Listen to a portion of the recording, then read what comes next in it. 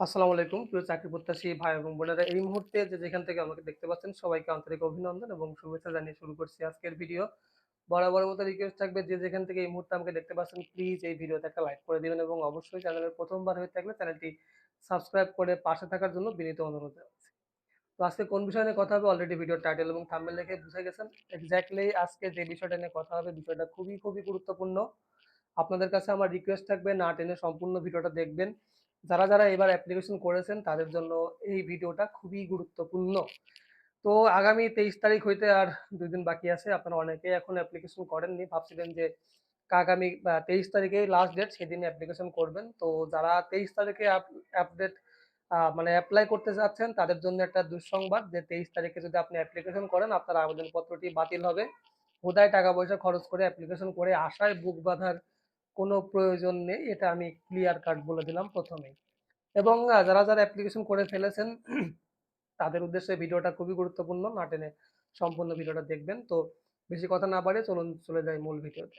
তো ১ম এই বলে রাখি আজকে যে বিষয়ের উপর কথা হবে সেই বিষয়টা হচ্ছে পরীক্ষার জন্য আপনারা কোন বিষয়গুলো পড়বেন? পরীক্ষার জন্য সবথেকে বেশি জরুরি বা বেশি ইম্পোর্টেন্ট বিষয়গুলো কি সেই সমস্ত নিয়ে আলোচনা হবে এবং সেই সঙ্গে পরীক্ষার দিন থেকে শুরু করে পরীক্ষার আগের দিনগুলোর আপনার প্রস্তুতি কেমন হবে সেটা আমি এখন আপনাদেরকে একটু এক্সপ্লেন করতে চাচ্ছি। So let's go.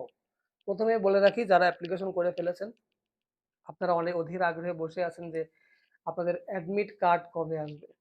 Admit card আপনারা আগামী মাসের ১ম সপ্তাহের দিকেই পেয়ে যাবেন। ঢাকার মধ্যে আগামী মাসের ১৫ বা ২০ তারিখের আশেপাশে এরকম একটা সময়ের মধ্যে কিন্তু পরীক্ষা শুরু হবে।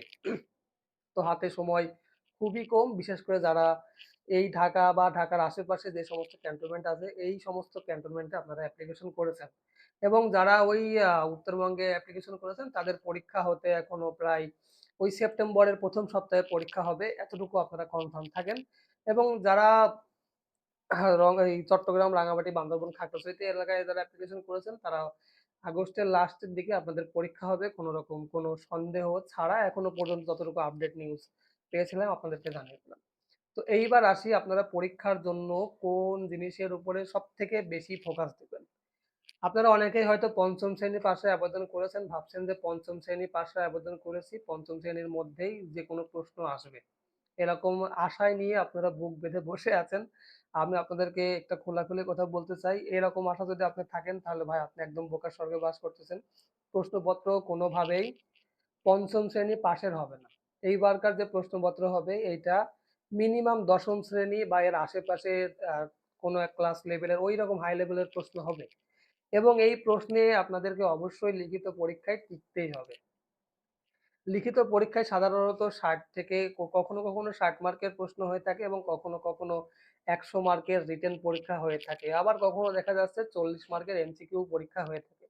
বিভিন্ন ইউনিটের বিভিন্ন রকম পরীক্ষা নেয়ার যে একটা ক্যাপাসিটি, এই ক্যাপাসিটি অনুযায়ী কিন্তু তারা পরীক্ষা নেয়। আমি আপনাদেরকে একটা জিনিস রিকোয়েস্ট করব যারা মানে টেনশনে থাকেন যে কোন বিষয় নিয়ে লেখাপড়া করবেন, কোন বিষয়ের উপর আপনার বেশি ফোকাস দেওয়া উচিত। ঠিক তাদের জন্য এই ভিডিওটা আমি বানাচ্ছি এখন পর্যন্ত। দেখেন আপনি যত বই পড়েন না কেন, আপনি যে লেভেলের বই পড়েন না কেন, লিখিত পরীক্ষায় আপনি যদি ৬০ মার্কের পরীক্ষায় যদি আপনি ৪০ এর নিচে পান তাহলে আপনি মেধা তালিকায় টিকতে পারবেন না, রিটেন থেকে বাদ পড়ে যাবেন। চাকরির বেসিক্যালি ২ টা ধাপ থাকে, লিখিত পরীক্ষা, মৌখিক এবং ভাইভা পরীক্ষা। লিখিত পরীক্ষায় যদি আপনি উত্তীর্ণ না হতে পারেন, ভাইভা পর্যন্ত যেতে পারবেন না। সাপোজ একটা পদের জন্য আপনারা মিনিমাম ১০০ জন লড়াই করবেন এবং এই ১০০ জন লড়াইয়ের মধ্যে যদি ৬০ মার্কের পরীক্ষা হয়, মিনিমাম মেধা তালিকায় টিকতে হলে আপনাকে ৪৫ প্লাস নাম্বার পেতে হবে। এবং এই ৪৫ প্লাস নাম্বার পাওয়ার জন্য সবথেকে বেশি যে কার্যকরী বিষয় সেটা হচ্ছে একটা এমন কিছু পাওয়া, হাতে পাওয়া যেই জিনিসটা পেলে আপনি আপনার লিখিত পরীক্ষায় ভালো মানের একটা মোটামুটি পরীক্ষা দিয়ে ওইখানে টিকে থাকতে পারবেন। এখন প্রশ্ন হতে পারে এইরকম জিনিস আপনারা কোথায় পাবেন যেটা পরীক্ষা আর সেনাবাহিনীর অসামরিক যে লিখিত পরীক্ষা হবে এইটা রিলেটেড। নো টেনশন, স্ক্রিনে দেওয়া নাম্বারটা দেখতে পাচ্ছেন এই নাম্বারে হোয়াটসঅ্যাপ খোলা আছে। আপনারা দয়া করে কেউ ডাইরেক্ট ফোন দিবেন না। হোয়াটসঅ্যাপে আমাকে নক দিবেন।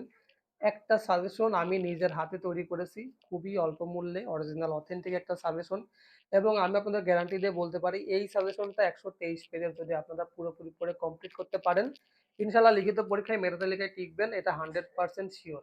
এবং সেই সঙ্গে এই সমস্ত আমি যে সাজেশনটা বানিয়েছি এখানে আপনারা বাংলা, ইংরেজি, গণিত, সাধারণ জ্ঞানের পাশাপাশি অনেক এমসিকিউ প্রশ্ন পেয়ে যাবেন এবং সেই সঙ্গে পরীক্ষায় আপনারা কি ধরনের অ্যাপ্লিকেশন যদি আসে, কি ধরনের অ্যাপ্লিকেশন আসতে পারে এইটার সমস্ত ধারণা কিন্তু এর মধ্যে দেয়া আছে। বীজগণিত, পাটিগণিত, সরল, জ্যামিতি সহ বিভিন্ন রকম প্যাকেজ মিলিয়ে আমি এই সাজেশনটা তৈরি করেছি। আপনারা অনেকেই বিশ্বাস করে আমার কাছে নিচ্ছেন। যারা বিশ্বাস করে এই পর্যন্ত নিয়েছেন তাদের কাছে আমি অশেষ কৃতজ্ঞতা জানাচ্ছি। আপনারা হয়তোবা একটা জিনিস জানেন যে গতবার ৯৫৭ জন বা ৯৪৭ এরকমই একটা সার্কুলার হয়েছিল। সেইখানে আমার সাজেশন নিয়ে ১৭৭ জন প্লাসের জব হয়েছিল তখন পর্যন্ত। এটার জন্য আমি নিজেকে খুব প্রাউড ফিল করি এবং সেই সমস্ত ব্যক্তিরা এখনো পর্যন্ত আমার সঙ্গে খুব সুন্দর সম্পর্ক গড়ে রেখেছেন। আমাকে এখনো তারা ভুলে যাননি। মাঝে, মাঝে নক দিয়ে কথা হাই হ্যালো হয়। তো এটা আসলে একজন অ্যাজ এ গাইড গাইডলাইন হিসেবে আমার কাছে মনে হয় যে আমার কাছে অনেক বড় প্রাপ্তির বিষয়। এইখানে আমি ভিডিও বানাতে আসছি বা এখানে আমি নিজে বসে আসছি আমার ব্যক্তিগত কোনো স্বার্থ এখানে কসম নেই। আমার YouTube থেকে আ টাকা আসার তো দূরে থাক এখনো পর্যন্ত মনিটাইজেশনই হয়নি। যেটা সত্যি কথা আরকি। আর না সরি মনিটাইজেশন হয়েছে বাট এখনো পর্যন্ত ওইভাবে টাকা ইনকাম করার উদ্দেশ্য নিয়ে আসলে আমি এখানে বসিনি। একটা সময় আমিও বেকার ছিলাম তো বেকারত্বের যে যন্ত্রণা সেটা আমি ফিল করে আসছি। তো আমার মনে হয়েছিল যে এখানে বসে যদি আমি আপনাদেরকে ২-১ টা হেল্প করতে পারি তাহলে আমার কাছে বা আমি নিজেকে স্যাটিসফাইড করতে পারবো। সেই ক্ষেত্রে কিন্তু এখানে ভিডিও বানাতে বসা। আমার বেসিক্যালি আমি কোনো ইউটিউবার না। আমার কোনো আলাদা এডিটিং প্যানেল নেই। আমার ভিডিওতে আমি যেভাবে কথা বলি ওইভাবে আপলোড করি। আমার কোনো সেটআপ নেই। আমার মাথার উপরে ইভেন ফ্যানও নেই। আপনারা যদি খুব আ আ কাছের থেকে লক্ষ্য করেন তাহলে দেখতে পাচ্ছেন যে আমি ঘেমে গেছি। তো যাই হোক আমার কথা বাদ দেন যে বিষয়টা বলতেছিলাম যে আপনি যদি লিখিত পরীক্ষায় না টিকতে পারেন কোনোভাবেই সম্ভব না। লিখিত পরীক্ষার জন্য আপনার যে জিনিসটা সবথেকে বেশি প্রয়োজন সেটা হচ্ছে একটা বিশ্বাসযোগ্য সাজেশন, একটা নির্ভরযোগ্য সাজেশন, একটা ভ্যালু ফর মানি যুক্ত সাজেশন যে সাজেশনটা আপনারা আমার কাছ থেকে কিনবেন সেটার মূল্য যদিও একটু কম, আপনাদের একদিনের হাত খরচ হতে পারে। সেই জিনিসটা খুবই কম মূল্যের বাট এই জিনিসের মধ্যে যা, যা দেয়া আছে আপনি যদি পড়ে পুরোটা কমপ্লিট করতে পারেন তাহলে লিখিত পরীক্ষায় মিনিমাম ৬০ এর মধ্যে ৫০ বা ৪৫ এর আশেপাশে নাম্বার পাবেন। এটা আমি বিশ্বাস করি। তবে হ্যাঁ, লিখিত পরীক্ষার সময় আপনারা যখন লিখবেন তখন অবশ্যই ঠান্ডা মাথায় লিখবেন। যদিও পরীক্ষার সময় ১ ঘন্টা বা ১ ঘন্টা ২০ মিনিট আশেপাশে হবে। আপনারা চেষ্টা করবেন সঠিক বা যেটা আপনাকে কমন পড়েছে আগে, আগে সেই জিনিসটা লেখার এবং লেখাটা খুব সুন্দর করে লিখবেন, কাটাছেঁড়া করে লিখবেন না। আপনার হাতের লেখা সুন্দর হলে আপনি কি লিখছেন না লিখছেন অতটা পড়ার সময় কিন্তু তারা পায় না। পরীক্ষার ঠিক ০.৫ ঘন্টা বা ১ ঘন্টা পর, পরই কিন্তু আপনাদেরকে রেজাল্ট দিয়ে দেয়া হয়। সো আপনারা চেষ্টা করবেন খুব সুন্দর করে স্পষ্টভাবে লেখার। যাতে যে খাতাটা দেখবে, যে স্যার খাতাটা দেখবে যাতে উনি স্যাটিসফাইড হয় যে না এর মধ্যে কিছুটা হলেও মেধা আছে, একে নাম্বার দেয়া যায়। এরকম করে চেষ্টা করবেন এবং সবথেকে বেশি যে জিনিসটা সাজেশনের মধ্যে আপনারা বেশি করে ট্রাই করবেন পড়ার সেটা হচ্ছে সাধারণ জ্ঞান। এই সাধারণ জ্ঞান যদি আমি খুব ইম্পোর্টেন্ট দেখে, দেখে প্রায় ২০০ টার আশেপাশে হবে আমি সাজেশনের মধ্যে সাধারণ জ্ঞানের প্রশ্ন দিয়েছি সেটার উত্তর সহ আপনারা এই ২০০ টা একদম পড়ে কমপ্লিট করে ফেলবেন। আশা করি আপনার ভাইবা পরীক্ষাতে যেয়ে অনেক কাজে আসবে।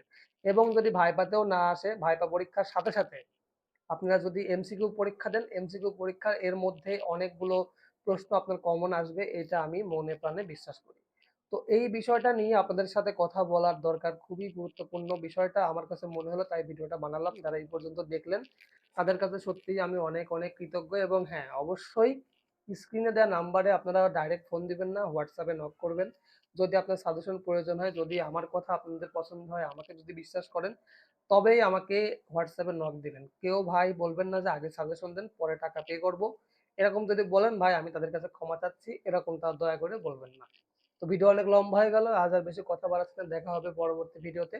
সেই পর্যন্ত সবাই ভালো থাকবেন, সুস্থ থাকবেন। আল্লাহ হাফেজ।